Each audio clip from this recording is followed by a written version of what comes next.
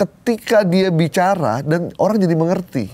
Dan ada lagi yang bilang, kalaupun para menteri, kalaupun Anda tidak bisa membahagiakan kami, minimal Anda menghibur kayak Purbaya. Sampai sebegitunya orang menilai dia. Tapi biasanya bro, di ucapan itu sebenarnya itu ada trust loh di situ.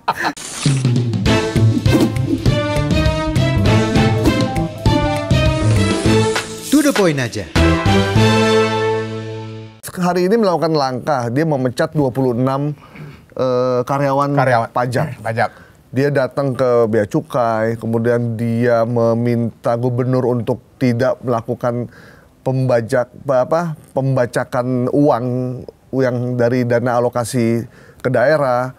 Terus dia melakukan banyak aktivitas yang meminta jajarannya untuk tidak melakukan moral hazard.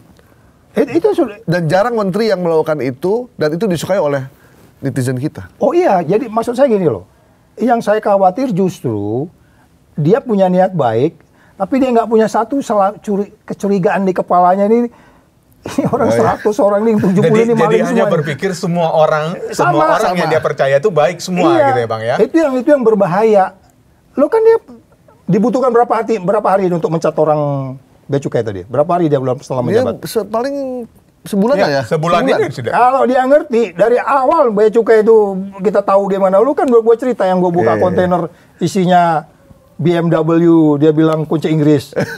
Ya kita podcast tahun berapa tuh?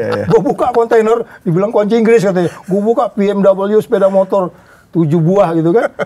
Dia kan nggak mungkin nggak tahu itu. Oke, mungkin ini as a matter of strategi. Dia tahu, gue tahu katanya. Cuma kan harus nyari bukti-bukti dulu gitu. Tapi dalam banyak feeling kita mengatakan dia memang selalu menganggap percaya, tapi belakangan dia sudah mulai ngelihat, oh iya gue dikacangin nih. Kan beberapa kali dia ngomong, staf gue nggak detail, dia bilang gitu kan. Betul. Nggak detail atau nggak detail? Nggak detail atau nggak detail bro? Ya kan? Ya, jadi itu maksud saya, nah, itu pembelajaran buat dia gitu. Harusnya dia bisa mengisi celah yang kekurangan itu tadi ya Bang ya. Dan menempatkan satu ruang kosong di otaknya itu untuk mencurigai sesuatu. Karena saya nggak tahu dia punya background apa ya di dalam, ya oke lah dia mengerti yang disebut sebagai risiko. Orang-orang ekonomi paling ngerti risiko diantaranya risiko fraud segala macam itu pasti dia tahu lah ya, dia ngerti gitu. Tapi once di politisi, kadang-kadang dia melihatnya kan, ya udahlah itu korupsi urusan KPK, yang penting gue, kalau nggak nanti dia Sri Mulyani jilid 2 dia. Ini benar. Nah, gimana caranya? Kan Abang pernah bilang, yang paling sulit di negeri ini adalah menjaga orang baik tetap baik. Oh ya? Nah, Purbaya itu orang baik Bang. Untuk sementara kita mengatakan baik. Dia orang baik ya? Yap, untuk sementara untuk menjaga dia tetap baik. Lu nggak boleh bilang orang jelek sampai lu bisa buktikan orang jelek loh. Bener nggak? Iya dong. Lu nggak bisa sampai lu bisa buktikan bahwa dia. Karena kita juga pernah punya presiden yang kita persepsikan baik. Iya. Ya, walaupun memang baik lah. Memang baik. Nah, sekarang kan Purbaya ini lagi jadi idola semua orang, terutama anak-anak muda. Komen-komen di medsos misalkan. Baru ada menteri yang membuat kita puas. Dia membuka satu celah, ada cahaya terang ada gitu cahaya gitu, ngomong apa adanya, dan kayak podcast kita, to the point aja ngomongnya. Ketika dia bicara, dan orang jadi mengerti. Dan ada lagi yang bilang, kalaupun para menteri, kalaupun Anda tidak bisa membahagiakan kami, minimal Anda menghibur kayak Purbaya. Sampai sebegitunya orang menilai dia. Tapi biasanya bro, di ucapan itu sebenarnya itu ada trust loh di situ. Iya. Trust itu bisa muncul tuh dari body language, pemakaian kata, konsistensi, omongan gitu kan. Tapi begitu dia mulai nanti twist gitu ya, muter statement itu nanti orang butuh waktu memang. Butuh waktu 2-3 bulan, 4 bulan nanti ya akan kelihatan. Gimana gitu jagain orang baik yang juga masih banyak di negeri ini? Hari ini termasuk saya kan mendatangi selalu instansi ya, saya nggak usah nyebut ya instansi. Saya di situ berdiskusi menjaga, karena pekerjaan berat sebenarnya sekarang ini, residu yang 10 tahun ini berat Pak bersihinnya. Berat banget. Jaksa, KPK, polisi itu membersihin residu yang 10 tahun ini berat sekali. Ini sekarang orang-orang yang menjabat nih banyak sekarang dipanggil-panggil, ditanya-tanya ke dosa-dosa orang masa lalu loh. Lu bayang nggak? Lu disuruh, lu pamit sama istri lu kerja Mah, aku mau kerja. Nyampe di sana lu bukannya kerja, ditanya-tanyain dosa yang lalu. Lu kan urusannya BPK, tapi kan dia harus nanya ke lu juga kan. Karena lu yang lagi tugas di situ gitu. Nah itu sedang banyak kejadian tuh. Sedang kejadian nih, makanya saya katakan balik lagi, ketika kemudian katakanlah Purbaya juga sudah mulai bersih-bersihin semua itu, ya dia akan ditanya-tanya juga, akannya banyak persoalan juga kan. Soal utang, soal IKN, soal bla bla bla bla bla bla. Ya kalau bisa tuh dibagi aja, dia fokus saja. Fokus pada hal-hal yang lebih strategi, creating the values tadi itu, menciptakan nilai. Yang teknis-teknis itu kasih aja sama yang lain-lain. Beres, gue mau ini aja nih, menginspirasi masyarakat supaya percaya lagi nih.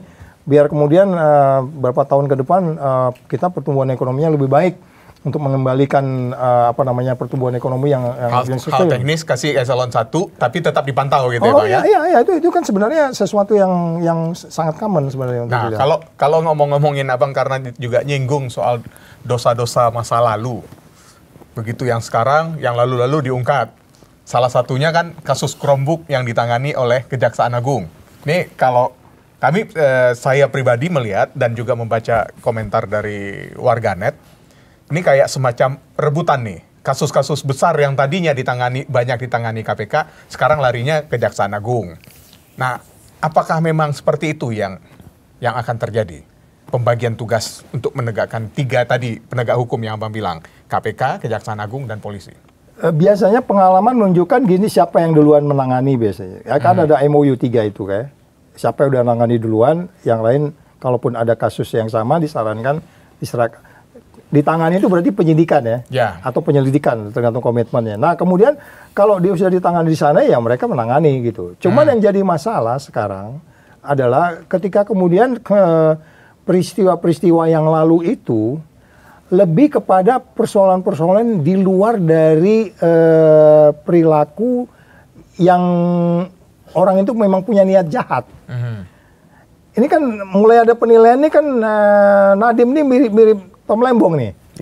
Makanya ada 12 orang bikin pernyataan amicus curiae kan? Ya, amicus curiae, betul. 2 diantaranya malah pansel KPK gua tuh, ibu-ibu tuh. Nah, itu kan mereka udah mulai ngeliat nih. Yang agak sulit adalah kalau kemudian ini bukan murni dari yang disebutnya proses penindakan gitu loh.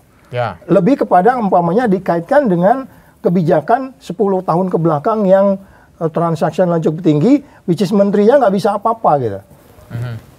Mas Goib udah baca nggak alasan Amiki itu ngomong? Belum. Amiki itu bilang bahwa intinya gini deh, bahwa Nadiem itu nggak seperti itu kira-kira gitu loh. Sehingga penyidik dianggapnya tidak mempunyai kecurigaan, batas-batas kecurigaan yang pas untuk kemudian mentersangkakan dia gitu. Tersangkakan Nadiem. Iya, gitu. Jadi maksud saya kalaupun lari kemari stylenya di kepolisian, stylenya di kejaksaan, stylenya di KPK, kan KUHAP-nya yang mengatur sama. Ya betul. Cukuplah 2 bukti, Anda kerja gitu. Selanjutnya sudah ada mekanisme kerjasama, ya.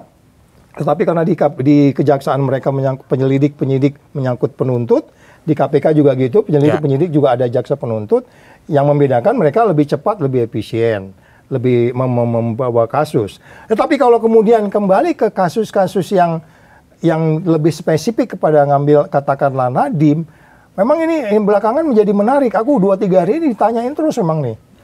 Ini Nadiem nih dianggapnya itu karena sistem.